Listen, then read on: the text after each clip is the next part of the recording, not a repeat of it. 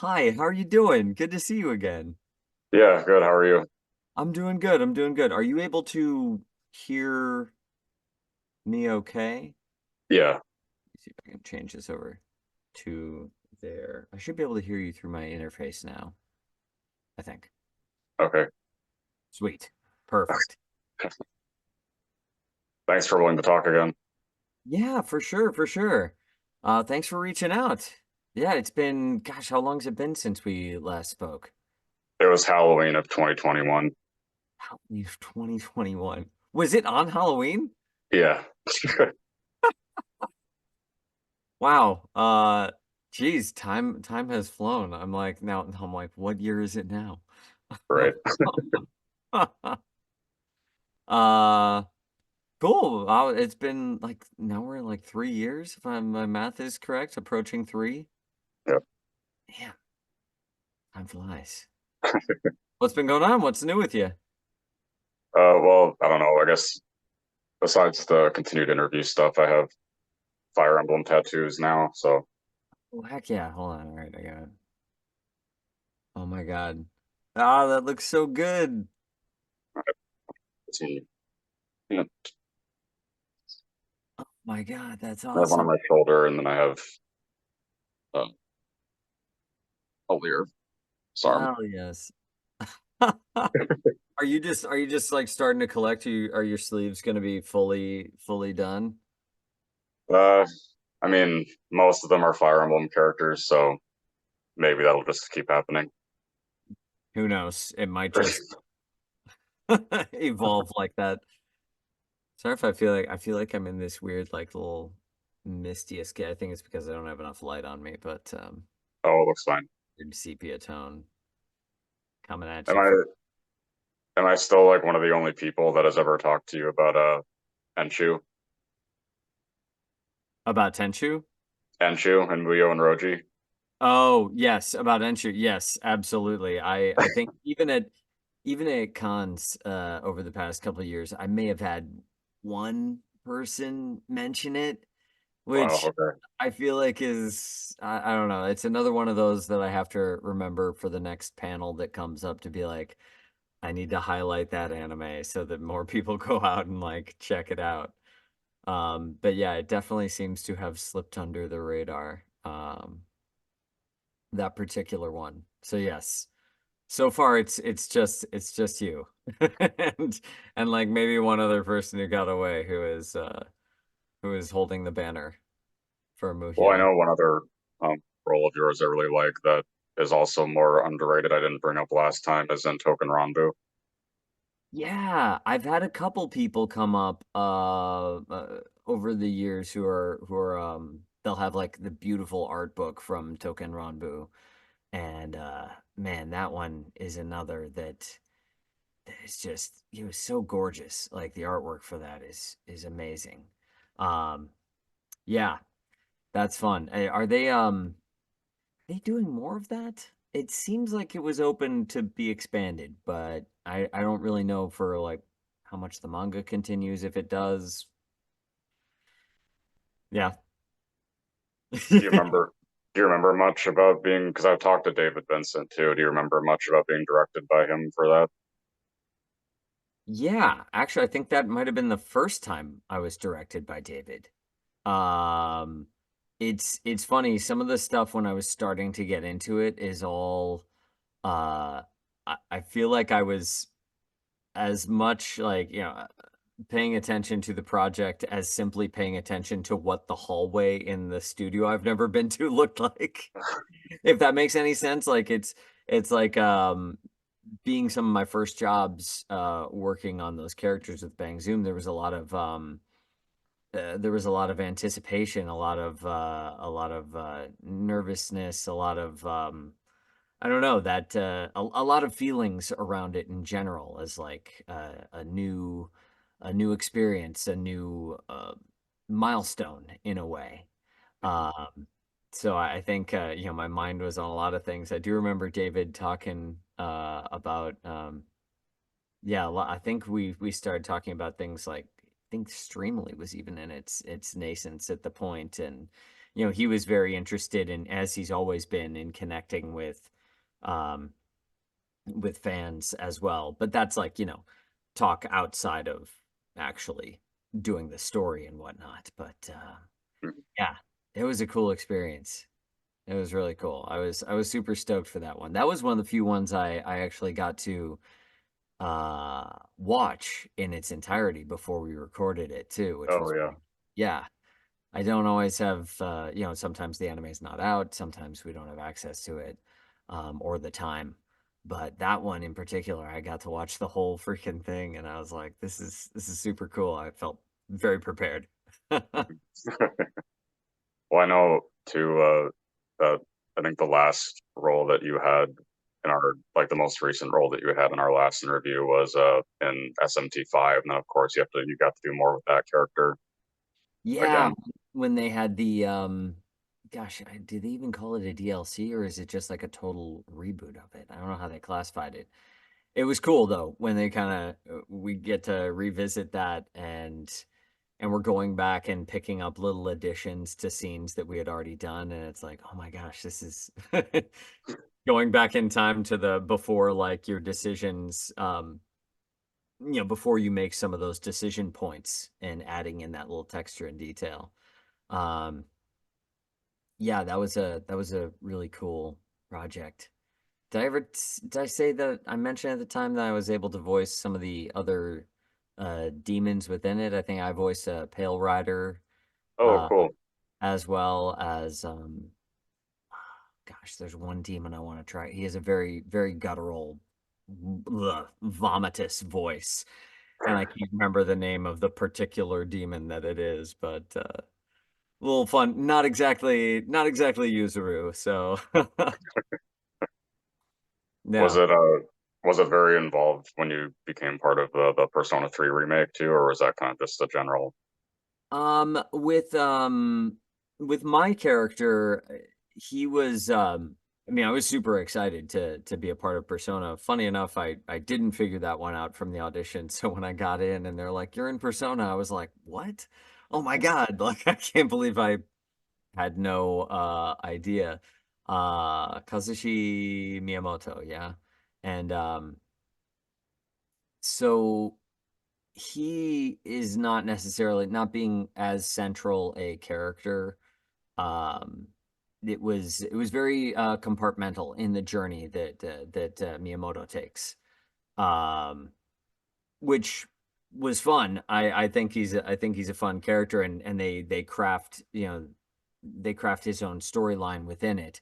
But as far as me being aware of the whole, and I wasn't really familiar with the Persona series myself from growing up and gaming. I hadn't really crossed paths with that.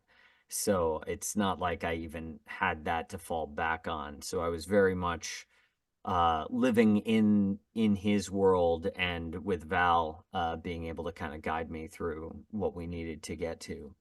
Um, but yeah, it was a much more focused experience uh, Mhm. in my terms. Sometimes you have that in video games. I feel like you are very much a part of a little nugget that happens within the game, and you know your way around that, and then you bring everything else that you know of acting in general to it to pay off that moment. And then sometimes you have the benefit of touching almost every life in the story, and really getting to be involved in that way too. Well, you've gotten to do more with Percival and Granblue as a contrast. Yeah. And in a couple properties too, Yeah. in not only in Versus but in Relink. Uh and that was super cool. I love working with that team. They're great. Have you had a chance to play through them? Yeah, that's a cool game. Yeah. Do you play Versus? Do you play Relink? Both? I've tried both. Yeah. One of my favorite parts of Relink, and I'm so glad someone caught it. It's such a stupid part, but it's whenever you find the crabs Oh, and little like, things to the side, and they allowed us to keep this just like Crab. Just him just like kind of brooding and meditating over. I think we were just like dying laughing after that read because it was just crab dot dot dot. Yeah, And I don't know.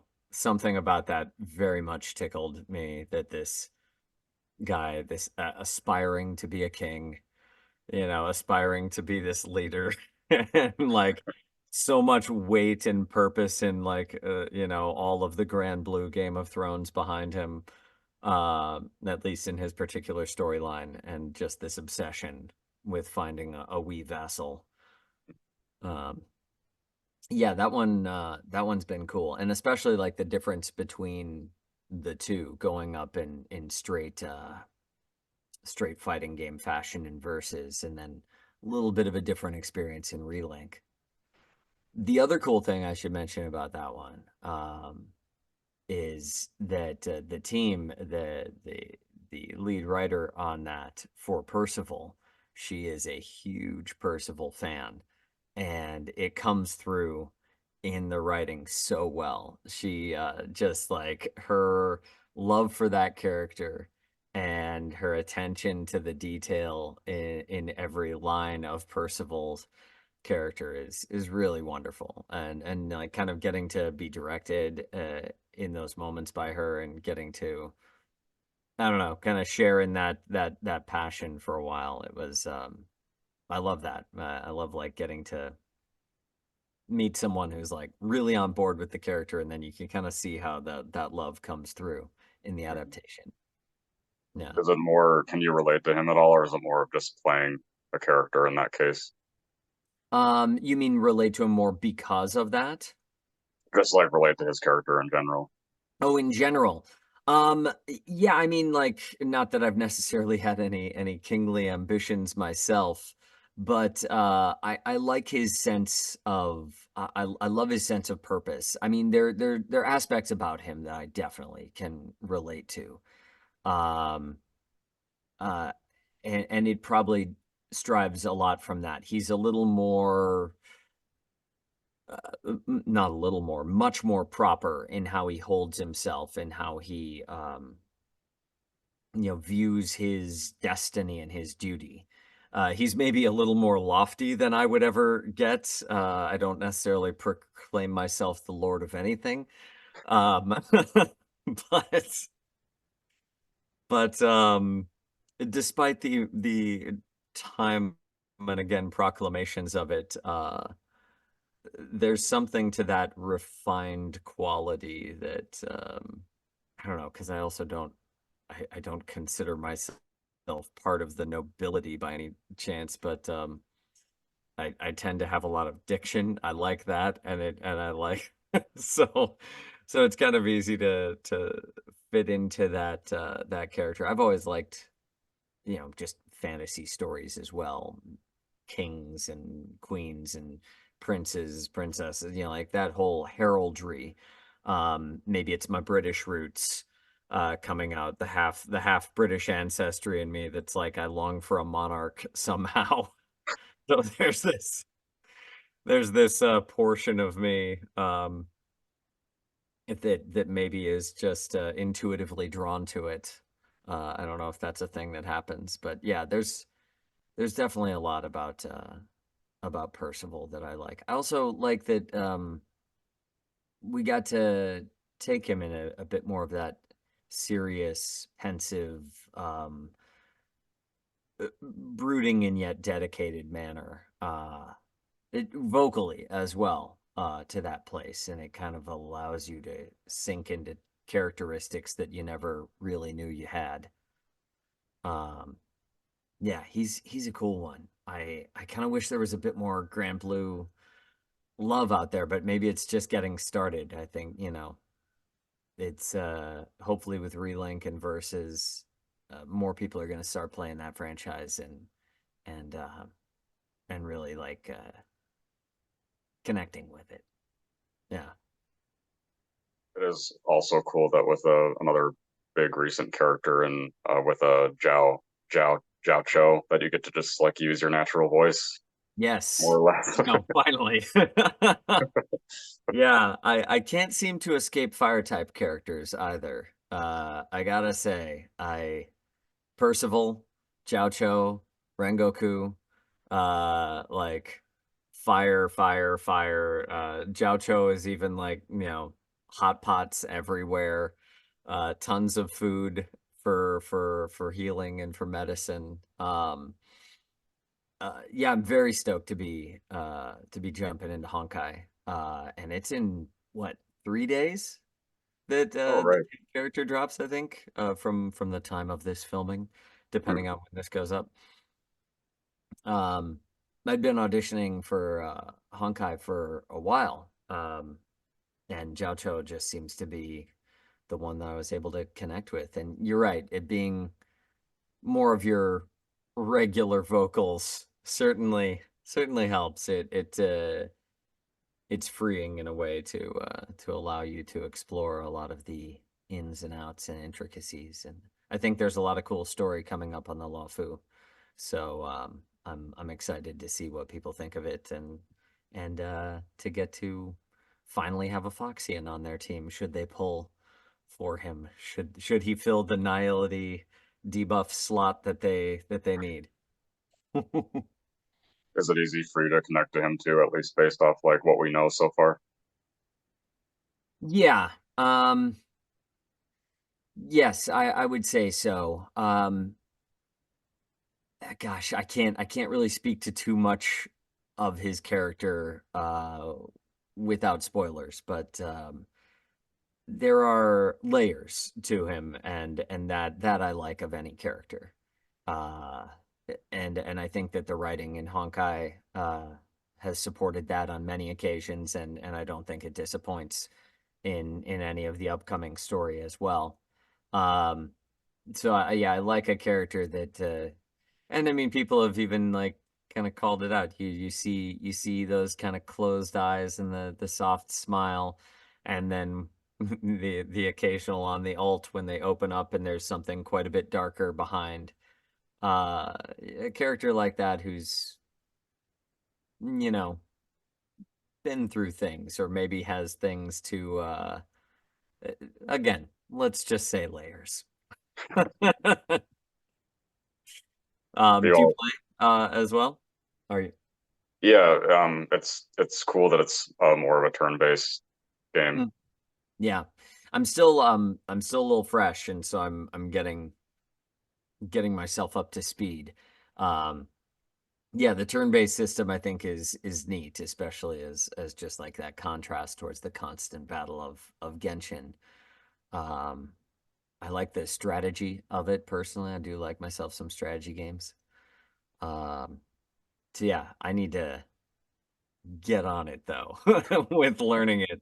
It's one of those where I jump in and I'm like, especially with it being turn-based, I feel like it can get even more tactical in how you stack your turns and your rate of play, your skill point usage, like a lot of things to take into account to really like land the perfect sequencing, which I love. It's just a new system to learn, right? And then doesn't help that there are dozens of characters that I need to acquaint myself with. Uh, Do you also dislike coriander, or are you okay with it? I'm actually okay with coriander, personally. Um, I probably call it cilantro more often than not, but coriander's cool too. Um, yeah, it's not a death herb. Um, does it taste like soap to you? I've always been the person that like I don't think cilantro and coriander taste like soap, but I get it, like why people Yeah. think that. Yeah, I guess I should, like we should have a coriander tasting so we can really like kind of take some down, maybe get the hints of soap like it's a fine wine. I think I'm getting a little bit of Tide from this one and getting a little bit more of like Dove notes on this coriander here. Um, I don't know. It's funny to me when they're like, it tastes like soap. I'm like, have you tasted soap? Nope. view. I mean, I've smelled soap, and I guess I can imagine what that smell might taste. But so maybe, and if it tastes like soap smells, that seems like a net positive to me. Hmm. I don't know, because soap smells pretty good. Not to throw anyone who doesn't like coriander under the bus, but like, come on, defend yourself. I'm sure it had to be a kind of hard to get through that, to get through that line that he has seriously No, yeah, in the live stream. right. The live streams, it's super fun because it's like, it's it's the characters, but it's also it's kind of meta. It's that not kind of meta. I mean, they're definitely just like straight up talking about their skills in game. Yeah. Um, so it's this weird like line that we walk. Whereas sometimes when we were doing the Genshin ones, we would just record those kind of live in a run. Um, I don't think they'd be running it live, but like we'd have a loose script and we'd just be chatting with each other. And it was very much more like, oh, we're the actors talking about these. I kind of like that it's like the characters having their little, I'm on a talk show moment. Of course, with Bill Butts being a wonderful owl, a wonderful host owl. Do you Yeah. think that he would get along with Kazuha? Jiao? Yeah. I mean I think that I'd like to think that all of my characters like have a nice little like communal workspace that they can go to and like nod at each other. I do think that I think there are certain aspects of them that would mesh very well. Again, I don't want to say too much. It hasn't been hasn't dropped yet. Few days story. Um, but just their general temperament. I think that Jiao Cho, obviously being a bit of a foodie, a very much into the the finer points of any particular ingredient.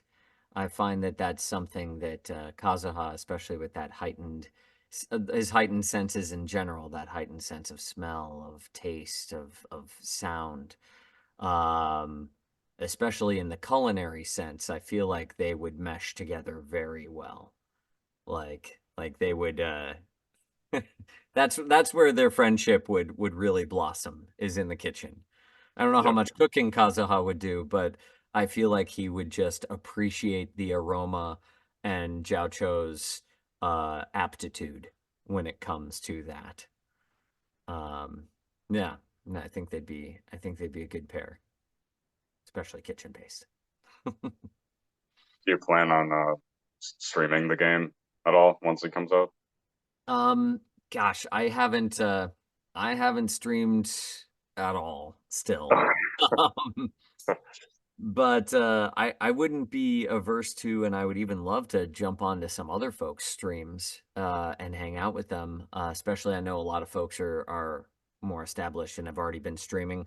It would take me forever to get through so many storylines to even get to myself. um, Not that I'm not trying. Um, I think yeah, if there are other folks that are running streams, I'm not sure who plays a lot. Who are some of the more prominent ones with their streams? I think Andrew Russell's got a stream, right? Yep, and also obviously Alejandro does all the time. Alejandro. Right, of course, of course. That would be fun to jump on with Alejandro, especially since we have Jing Yuan in uh in the um in the live stream with them. So there's a little bit of connection between the two of them there. Um that might be cool. I'll have to see if I can reach out to Alejandro and jump on for something like that. As far as like streaming on my own, I'm still like, yeah, it's still that I get cold feet about it sometimes. That Okay. nervousness. It's only just because I'm that private gamer Mhm. vibe to myself, but I don't know. I need to think about it more. Which is to say, Mark gets to kick that decision down the line. Mhm. So with Fire Emblem, I know that it was Leon that you started playing first, right? Um, oh gosh, did I do that before? Yeah, I think I might have voiced him before Seth. Now that this is where it gets difficult to remember because they were both around the same time, and with Heroes, we only come in for very, very short sessions. Right. Since it's so short, the number of lines that they have for any given release of Heroes, we'll be in for an hour, maybe two. Uh, and that's our involvement, which sucks because I want so much more involvement.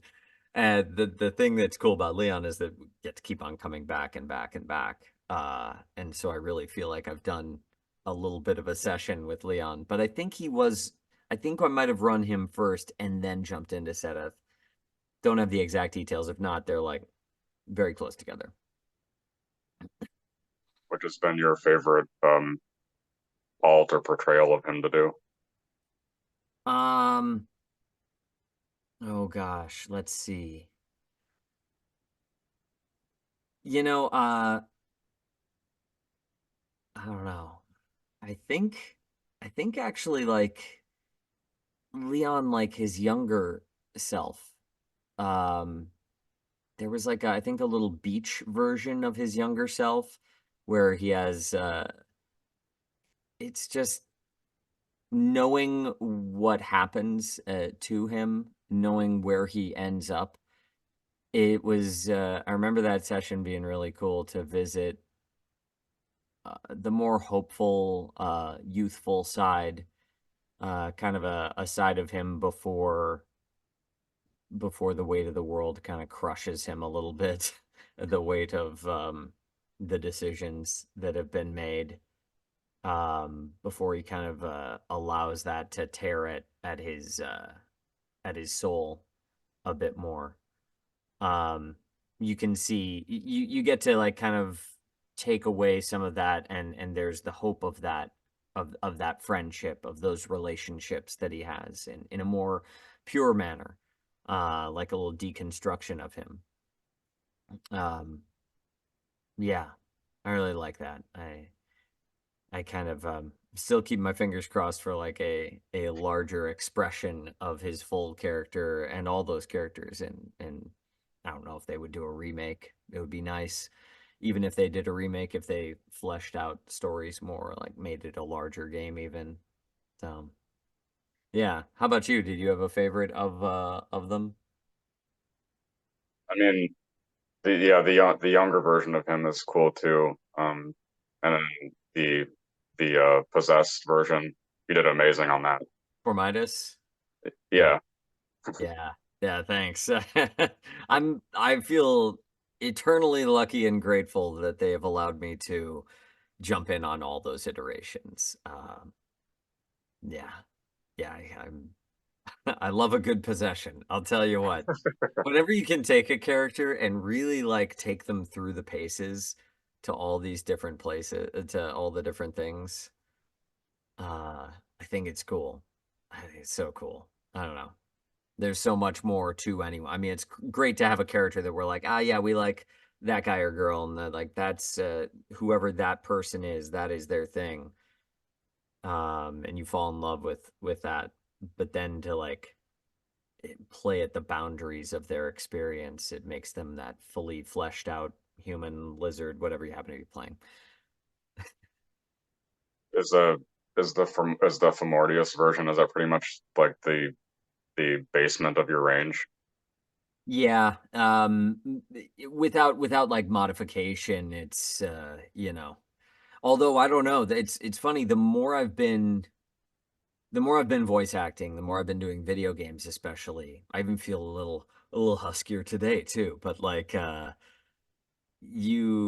found that my voice started to start shifts in subtle ways over the years. And I think as we it's kind of neat. You enter different chapters of your life maybe from work, maybe from experience, maybe just from time, and your voice sinks a little bit, or maybe you access places you didn't know you had. So yeah, that probably was the basement of it for now, but who knows? Maybe I'll keep digging a hole and I'll be able to voice some pretty haggard folks in the future. Um, yeah, it'd be fun. You catch anyone like after a full day of like of of efforts. Sorry, my cat's like he's like coming up and wondering what the heck's happening. Um, you catch anyone after a full day of video game combat, uh, you wake up the next morning and they're like, "All right, I'm ready to record my like all my low parts," and, until they get their voice fresh and back up again. Is there a default line that you think of for getting into Leon's headspace?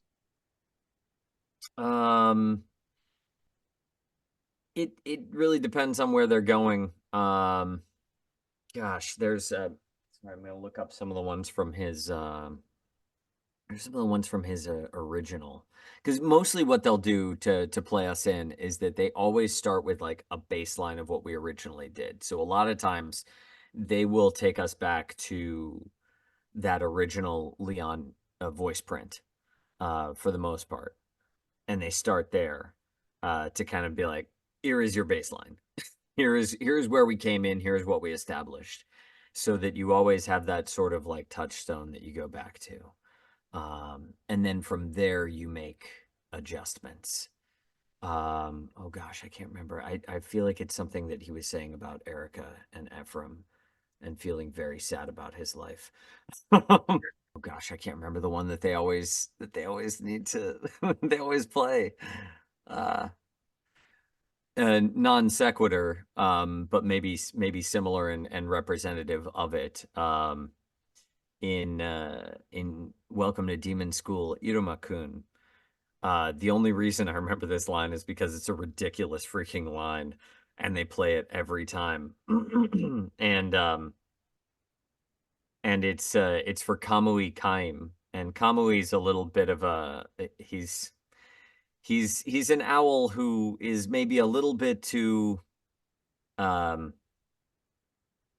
interested in the ladies, let's just say. Yeah, And he's just an idiot.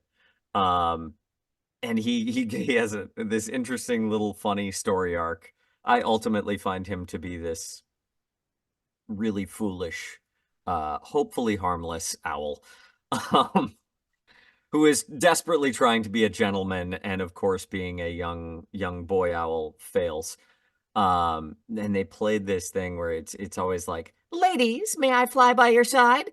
And the other one is when he gets kicked in the face, but for being like a weird perv, and he's, "Your feet are 26.3 centimeters," and it's just a stupid line, and I cannot get it out of my head because of what the line is. But just to let you, like, every session I went in, that's the line that they play over and over again, because it's like one of his earliest times that we hear him, and we hear it all the time to like get us into character. Um, and that kind of establishes our baseline. So mhm. there are characters that have all of that. It just so happens that Kamui has a line that I simply can't forget. Well, I know one reason why fans are so interested in Leon's character and myself too is that in the Japanese of the original game that he can't differentiate his feelings for Erica and Ephraim. So there's this cool like LGBT element to their like relationship and friendship. That's awesome. That is, I don't know if I fully have realized that, but obviously their friendships, when he talks about them, he talks about them uh with an affection, almost with like, yeah, an equal affection to them. Um, do they ever answer that in the lore? Or is it this sort of internal struggle of his that's left open to interpretation. It's just left open. Yeah. Yeah. I think that's cool. That's really cool. Another reason why I would love to freaking explore this character. Like it's that just man, that right there, it's a moment like that that just deepens so many of the things that he says, so much of what he struggles with, because also do we this is not even to say that simply because you have two very close friends from your childhood and you're trying to reconcile feelings within yourself just within a capsule, not only to that of like what might the kingdom and the structure of the society that he is living within expect of him. You know what I mean? There are just a lot of interesting things and interesting like external and internal pressures that could be spoken to in the storyline. Um, and I think all that stuff is like I don't know, it makes a character so relatable in how they struggle through that. Do you have a yeah, when you found out about that, did it like have an effect on you as far as you saw the character, saw that storyline? I mean, I always found that his like Leon's character with the the lengths that he goes to do what he does is obviously too much. But when there's some kind of romantic and also like homosexual element to involving like summoning a demon, like it Hmm. just kind of makes things like funny in a way. But I just think that his character and everything that he goes through is very sad, but also like one of the most interesting in Fire Emblem in the Fire Emblem franchise. Yeah. When in the process of him summoning the demon, wait, speak about that a bit more because you mentioned there's an element of like the ritual. And again, I haven't played through Sacred Stones actually. Is there what does he do to like summon them? So he starts messing around with black magic too much, and then the stone that Famortius is inside of, like sealed inside of, breaks because he's messing with it too much, and that's what possesses him, and then um, like resurrects his dead father too, Right, right. and that kind of causes the whole impetus of what happens in that game. Yeah. It's interesting.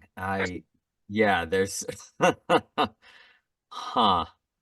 Gosh, there's so many, again, there's so many things that you could read into the interpretations and the symbolism of that, right? I'm just actually like looking through some of these, some of these lines of his. Yeah. And then, I mean, just that being possessed, having these other thoughts or this other being within you.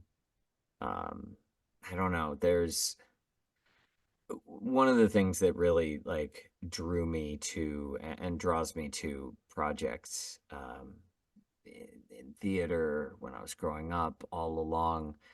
Um, I did a lot of Shakespeare when I was growing up as well. And Mhm. one thing I really loved about it is that you could take a script like that, and there's a lot of symbolism and metaphor and interpretation around, like, yes, you have this historical text, or you have this thing that is an old mythology, but a lot of those things hold within them symbols that can speak to who we are and very personal struggles that are timeless in a Mhm. way. So yeah, he's summoning a demon, but is it actually a demon, or is a demon something that we are just saying is a representation of our inability to reconcile with the world around us? And so a demonic nature is maybe us, I don't know, not.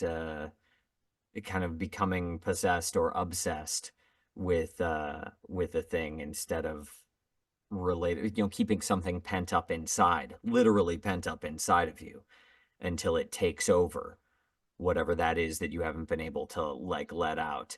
Not that I'm saying that that's necessarily what they did, but holding feelings like that, I feel they can make a character feel motivated in a very like subtextual way that give it a life and like a tragic life to it, especially in Leon's case, right? Like God, I don't know. It's fuel for me as like an actor to be like, oh my God, what is this thing that he's struggling with within him? What are these like compulsions? Is it a part of himself even? Is it the demon? Even if we accept that it's a demon within him, is the demon just allowing him to do things that he's wanted to, or is a demon like driving him mad because it's suppressing his ability to do what he needs to do? I don't know. It's cool stuff that like whenever whenever I start to like think about it that way, I'm like, oh, this can help me play it a bit more. And that's why I think Leon's such a fun character to play with because there is all of that like right there. Um, Well, even with his, I remember specifically that in the set of damaged lines with his possessed form, that one of them is talking about how he wants to be Ephraim. So he like breaks away from his possession, and he's himself again, and he's talking about like, yeah, yeah, yeah, yeah. It's cool, man. I don't know. I don't know. I'm just I always say it. I'm like, let's do this thing. I will start recording right now. When did you we have much thoughts about it? Because I know that the most recent one was the Valentine's duo with him and Erica. right. Sorry if my knowledge has giant gaps. Like I said, we come in for an hour and we rock them out and I try to as you can see, it's the actor in me who's like, tell me a little bit. And then once I get a little bit, I'm like, cool, I'm running with it. Let's do it. And that's how sessions go a lot of the time because we're constantly bouncing around. So I'm always like, I get in, I'm like, give me a couple of those touch points to center myself back in, and then I am ready and open to go on a very wild ride to discover some stuff and go wherever we're going today. It's such a sweet and yet awkward moment. How do you deal with the thing that you want and that you have? Is this Was this a thing that is kind of out of space and time that in a way like per his canonical story doesn't actually happen? Oh, Like this sort of pairing and coupling, is it in a way like are we seeing them before a possession and they right, are at this Valentine's festival, and in a way this is a thing that he is like, if only right, it's happening, but we're also here to like give Ephraim a gift and just be, yeah, it's one of yeah, those, it's like it's so close. Something like that is right there. This sort of happiness, this completeness, um, is right in front of me. Um, and yet, and yet, will it actually last? Which are you thinking of a line in particular of Erica's? I love the whole interaction between when she's telling him about how she gave Ephraim all these gifts and he didn't really react, and then Leon's telling her that, he still appreciates them in his own way. Oh yeah.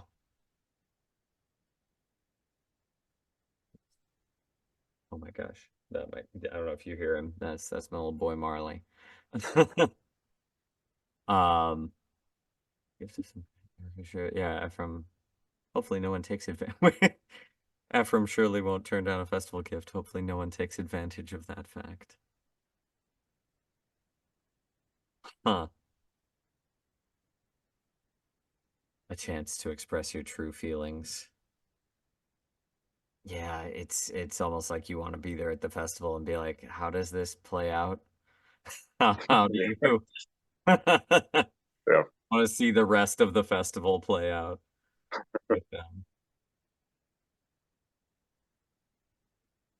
Oh, right.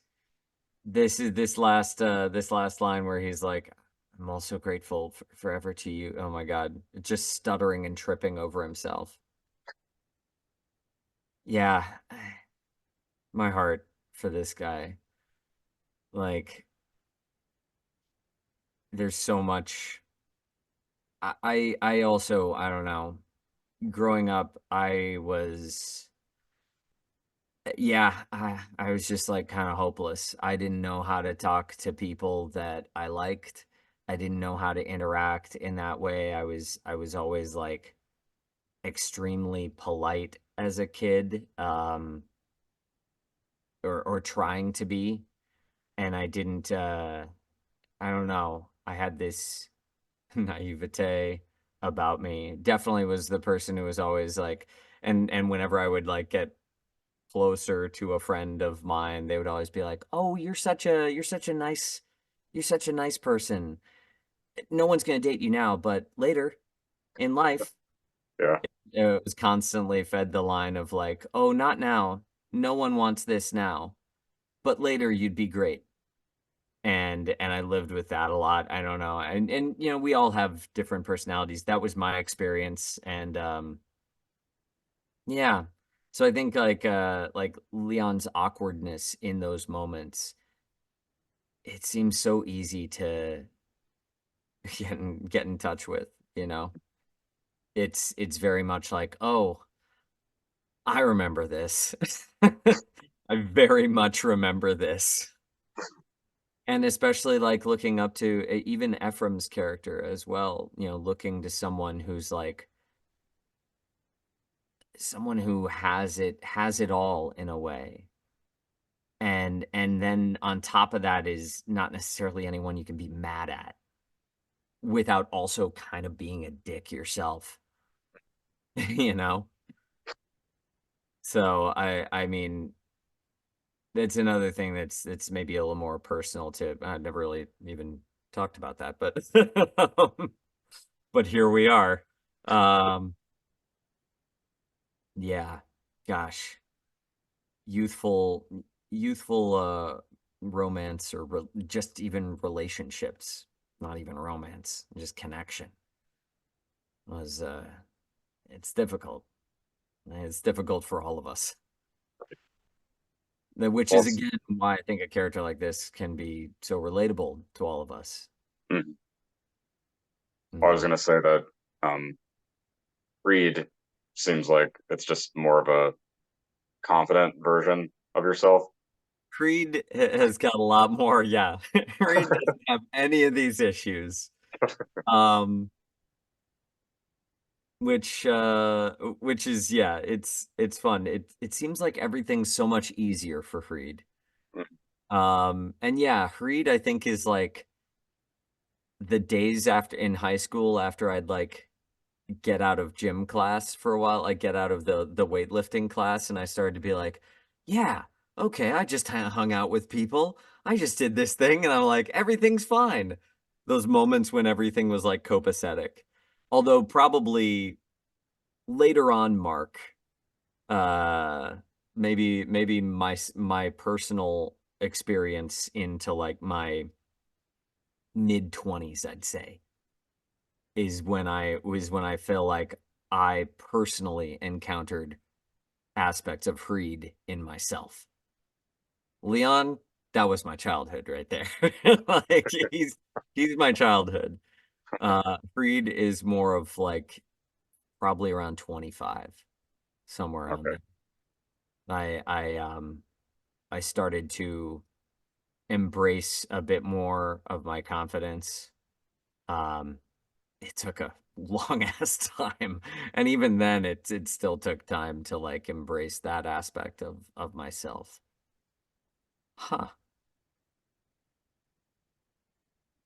Sorry, it's funny just to kind of be like we always talk about like as actors using our own life experience.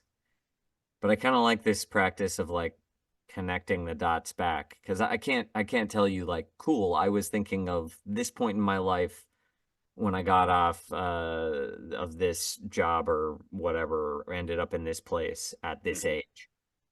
And that's what I use for Creed.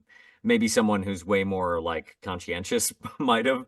I think subconsciously we do it, but then if you backwards engineer it and think like, oh yeah, there are aspects, and I can probably point to them in my own life Yeah. that are fueling this, um, which is kind of cool. Yeah. Well, the fandom was really excited when when Reed just came back too for the Yeah. summer alt. Yeah, yeah. Yeah, he hasn't gotten as many updates, has he? As No, many new aspects. So maybe in the future they'll put a bit more love into it. Yeah, I was sometimes we'll get the call and it'll be like, "Hey, you're coming back in for some heroes," but they don't always tell us when. So or for what yeah, particularly. We show up and we're like, "Who is it today?" And I'm like, "Well, it's probably either like mostly it's going to be Leon." But then when I got in, I was like, "Reed, what?" Good to see you again, buddy. yeah. Do you have any things to share regarding the 5-year anniversary for Three Houses? Um, I I wish I did. There's something that Diva and I have been trying to track down for forever. We were going to, and still intend to eventually do the Seth and Flame cosplay. I've never cosplayed before, Okay, but we had costumes made. They are made and input. They're somewhere in Los Angeles, and we just cannot track down um these costumes. And Diva finally got reached out to our friend, and hopefully, fingers crossed, there is going to be an opportunity to get them. I know like COVID put a big wrench into things, but and I'm not entirely sure. I don't want to speak to like everyone's got stuff going on in their lives, so it may have just been that we have missed communications like ships in the night. Um, but she was like, we're making headway. We might have them. So what I'm hoping for is that we can maybe if anyone out there can just give us a nice little positive thought that we will get our costumes and we will be able to like maybe do a little belated 5-year photo shoot as Sedith and Flame, and finally get to cosplay after so freaking long. yeah. Did you have any things that you were getting up to? Sorry, I'm gonna grab some more coffee. Oh, I mean, they weren't from Three Houses, but the most recent tattoos I got were from Awakening and Radiant Dawn, and those just happened like 2 weeks ago. So, Yeah. Yeah, yeah, nice. Yeah, it's kind of crazy to think it's been a time skip of time since it released. right.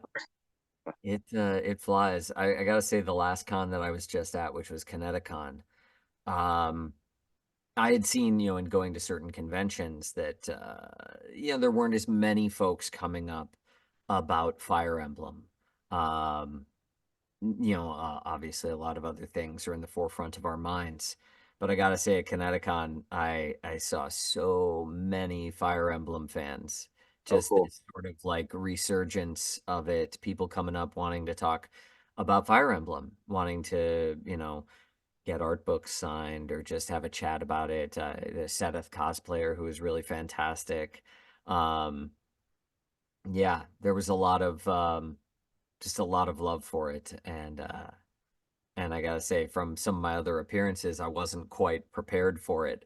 So when I got there and like suddenly everyone was coming up about Fire Emblem, I was like, oh shoot, I should have brought more merch. I should have prepared more for because of course, time skip, like it's gonna be in the fore of everyone's mind, or maybe Connecticut is just a nexus of Fire Emblem love as well. So you never know.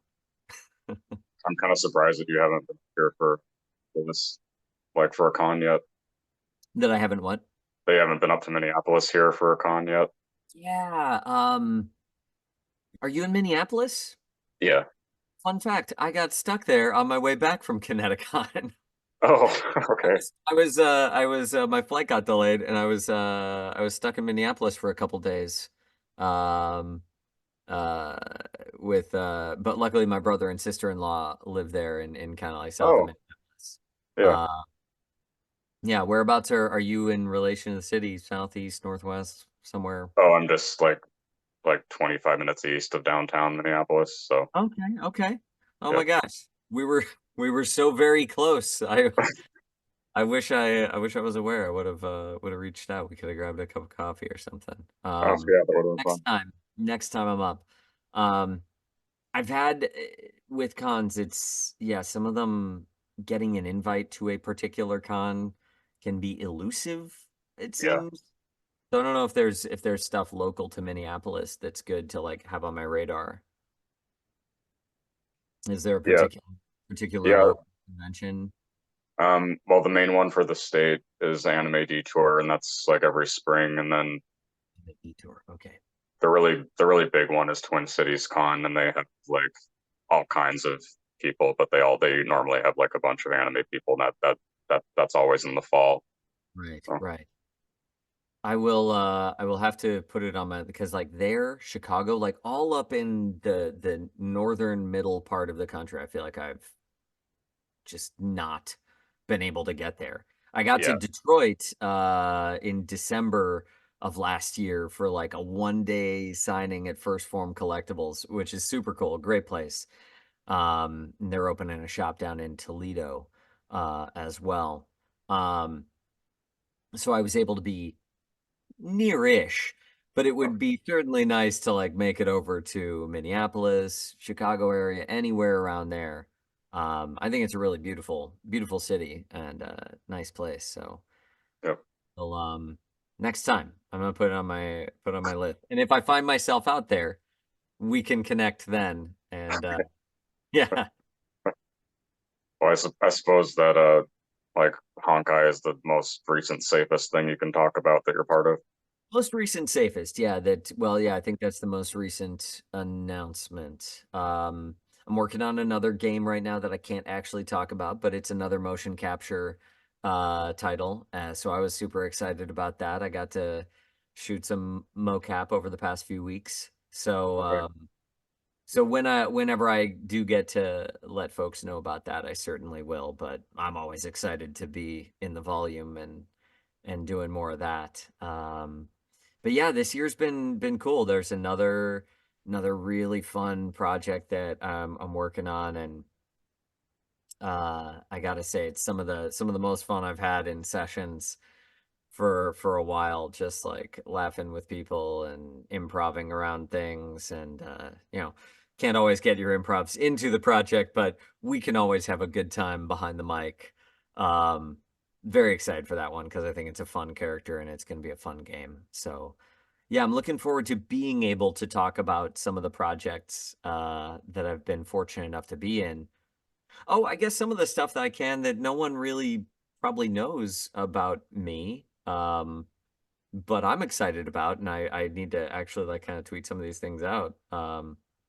But I've been doing a lot of commercials too lately. oh, So I did a round of I did some Cheez It commercials that came up. I'm the voice of the cheese wheel in some oh, of their cool. recent spots, at least with the bear rug, and then a couple spots that they're running on socials. And then I'm the Dramamine llama, which Okay, is a really fun run of commercials. If you go on for Dramamine Ginger Chews, and I'm just kind of a sassy drama llama. Um, So yeah, it's not exactly anime or animation or video games, but the Drama Llama is a lot of fun. And Hmm. I haven't always gotten a chance to do a lot of commercial work until recently. Um, and having the good fortune to work with the really brilliant teams on both of those ad campaigns has been a lot of fun and quite a different experience to what I'm used to.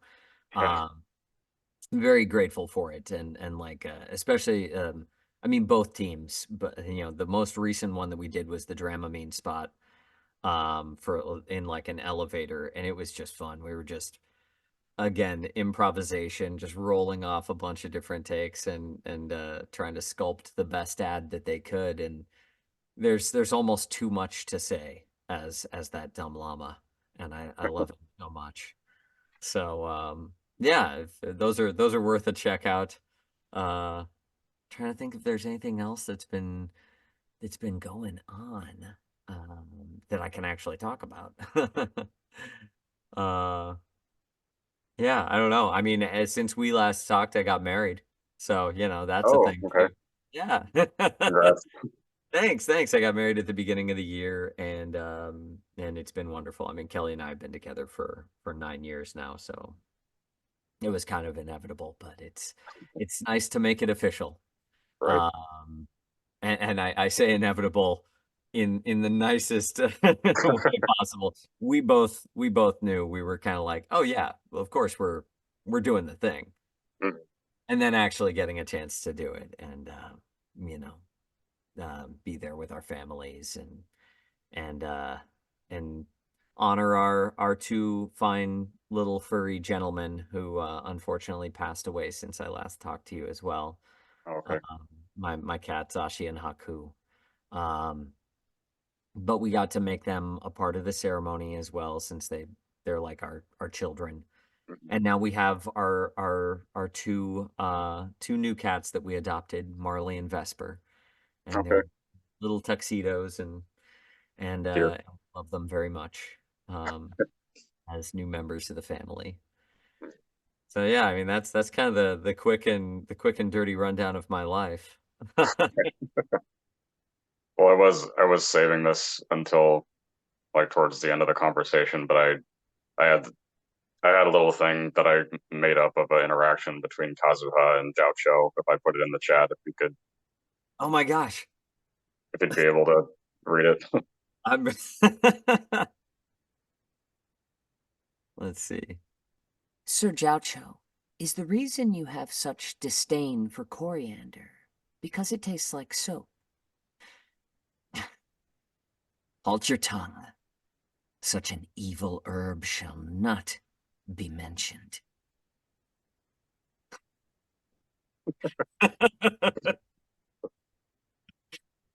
Oh gosh. I love I is there do you think MiHoYo has universe overlapping plans? I mean, it's in the lore, right? Oh, with Genshin? Just with all of their like, do they have a sort of like larger universal connection between their games? I would I think mean, so. I'm sure folks have been talking about this a lot, but I must admit that I don't know if I have enough time to do my thorough research into every thread, but I would love to know the prevailing theories. Yeah. Well, is there anything that you wanted to say to the Fire Emblem community? Um, I to the Fire Emblem community, I would just say, this is Fire Emblem was one of the first things that I think it was the first thing that really connected me to fans. And and I don't think I'll ever forget that, especially about between that cast, the community itself, and how much it kind of opened my eyes to what that means that when people connect with those characters, um share their thoughts, their art in such profusion, that it really creates this extra life to a project. Um, and it being my first introduction to it, again, I think that it is so memorable to me. I cherish a lot of those discoveries and those initial interactions and continued interactions with the cast members. And again, like I said, just last weekend, with so many people in this sort of outpouring of love that persists.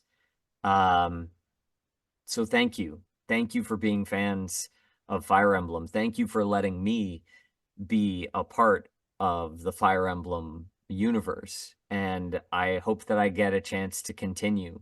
Um, I love telling stories. I think Fire Emblem has some of the best stories to tell. And so I hope that I can share in that time and again with all of y'all. So thank you so much. Well, thank you. I'm glad that we got to talk again. Yeah, I'm glad we got to talk again too. Minneapolis. Next time I'm there, okay? How often do you come up here if you have family here? Well, we need to be coming back more often. We're trying to plan a trip, especially for next year, for a bit of a longer time because not only do I have a niece, but we have another baby on the way in Oh, December. So okay. we're gonna try to make it back up. Not Kelly and I, but my brother and sister-in-law have a baby on the way. Hmm. Uh, so we're gonna try to make it back up there real soon for an extended period of time.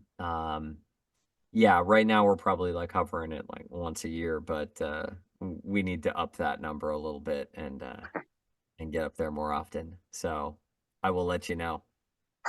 Well, I hope you have a good rest of your day then. Thanks so much, Chris. Yeah, I hope you so for you as well. And thank you so much for having me back on. My love to all the fans out there and the whole community. And we'll talk again real soon. Bye.